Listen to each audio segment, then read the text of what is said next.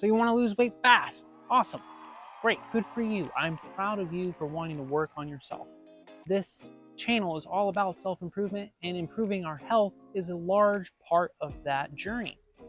Before we do get into it, I just got to say that if you are going to try any diet, it's probably a good idea to talk to your doctor first, especially if you have any health conditions that might be a factor. And if you don't talk to your doctor, I know I didn't talk to my doctor before I tried this diet. Just do your own research. That's what I did. I just did my own research, and I was sure that that was the diet that I wanted to try, and I was sure of how I wanted to do it beforehand. You've probably heard of the ketogenic diet, but you don't know what it actually is. Well, ketosis is the word for the state that our body enters when it's out of carbohydrates for energy. And then it switches over to using your fat storage for energy, ketones from the fat. That's why it's called ketosis. It starts using your ketones for energy instead of carbohydrates. You don't have to be in ketosis to lose weight, but it certainly helps accelerate the process. Eating a ketogenic diet simply encourages your body to more easily enter into that state of ketosis and be more comfortable while you are in it. Most of us go our whole lives without ever entering a state of ketosis, so we don't even know what that feels like, most of us, unless we're unlucky and we miss some meals, which does happen, but most people eat 3 meals a day and never enter this state of ketosis. And so because of that, it can be an uncomfortable thing to do, especially at first. This period of discomfort is frequently referred to as keto flu.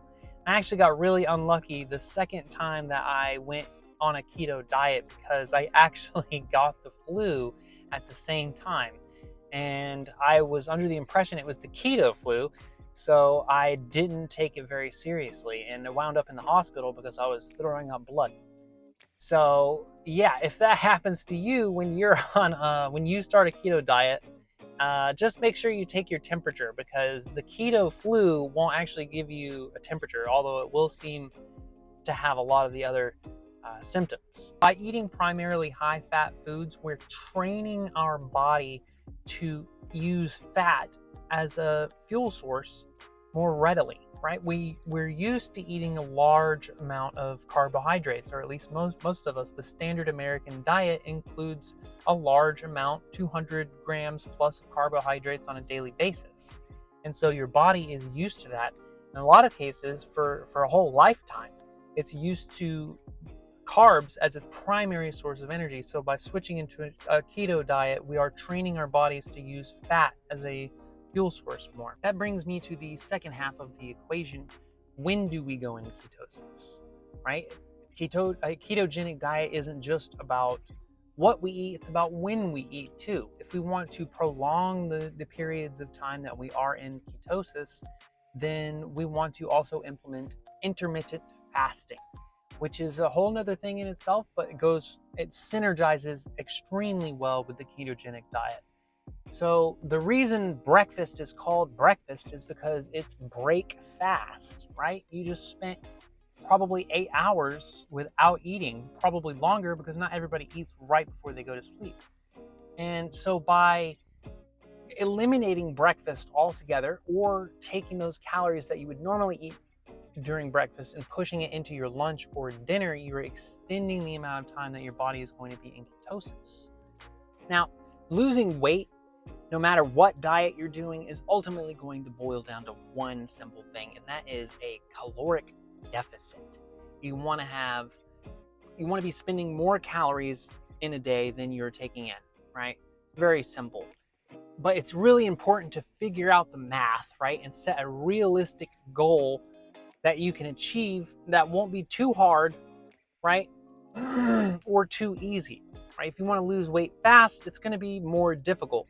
If you want to lose weight slowly, then it's going to be easier and more achievable. And so it's up to you to figure out exactly how you want to do it, and so that you're not malnourished, right? So you don't want to lose weight so fast that you wind up being malnourished.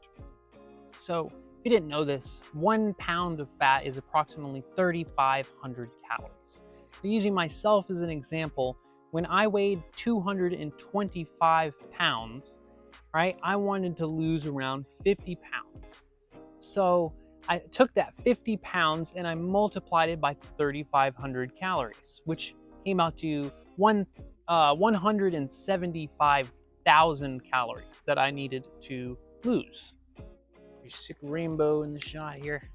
So anyways, to figure out how long it would take me to lose that 175,000 calories is pretty easy. So I just pick a number, right? Pick a number of the calorie deficit that I want to do a day, however much I can handle, right? I landed up somewhere in between 500 and 1,000. So if I just did 500 calories a day deficit, 500 calorie deficit every day, then it would take me 350 days to lose 175,000 calories, right? So if I wanted to do that twice as fast, 170 days, 175 days, then I could do 1,000 calorie day deficit. That's a lot faster. I wouldn't go too much more than that. That gets pretty extreme. Like I said earlier, you don't want to wind up malnourished, right? That is not the goal. That's not healthy. That is not self-improvement, that is self-harm. So don't do that. It was not easy. It took a lot of hard work, determination, and discipline. But I did it. And if I can do it, you can do it too. All you have to do is believe in yourself and persevere. Eating keto during those 8 months, I was losing weight, was a big help because eating high-fat foods is really satisfying, right? Like if I had been eating ice cream exclusively, I would have been always hungry, right? Because satiety. And if you don't know what satiety is, it's just how much something makes you feel not hungry after you eat it. Something with high satiety is going to make you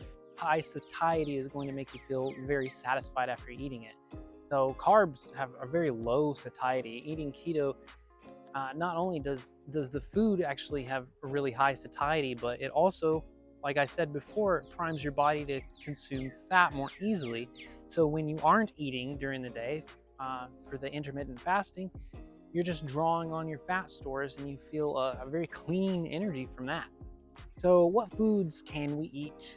What foods are the best to eat? I would say that fatty fish, or any fatty fish, that's going to be primo food for this diet. Beef.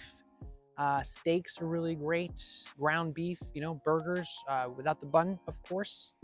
Let's see, leafy greens for the fiber. Fiber is going to be huge in this because mostly fatty protein foods don't have a lot of fiber. So you're going to want to throw some fiber in there for sure. Just make sure it's low carb, obviously. Dairy is really good. If you're a man and you want to optimize your testosterone levels, it's probably a good idea to avoid the milk.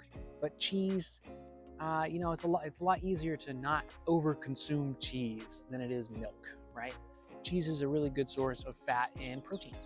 Also, non-starchy veggies, right? So no potatoes, no French fries.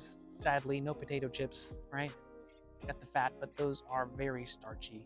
And nuts and seeds. Nuts and seeds are really good. High protein, high fat. And berries, low carb berries like strawberries, blackberries, and blueberries are really going to be a good choice because they do have fiber and they are not super carby like apples or bananas. And it's pretty easy. If it's got, if it's really sweet, you're going to want to avoid it. If it's got gluten, breads and pastas, you're going to want to avoid it. Other than that, pretty much a fairly straightforward diet. The keto diet is probably, in my opinion, one of the best ways to lose weight and lose weight quickly. It certainly worked for me, and I hope with this video I have inspired you to either get started or keep going. If you like this video, go ahead and smash that like button. If you want to join a small but growing community of people dedicated to general self-improvement, then please consider subscribing to my channel. If you're already subscribed, then please hit that bell button if you want to be notified when I come out with my videos on a daily basis. That is it for day 25 of me challenging myself to post every day. I hope you have a good rest of your day, and I will see you next time. All right, bye-bye.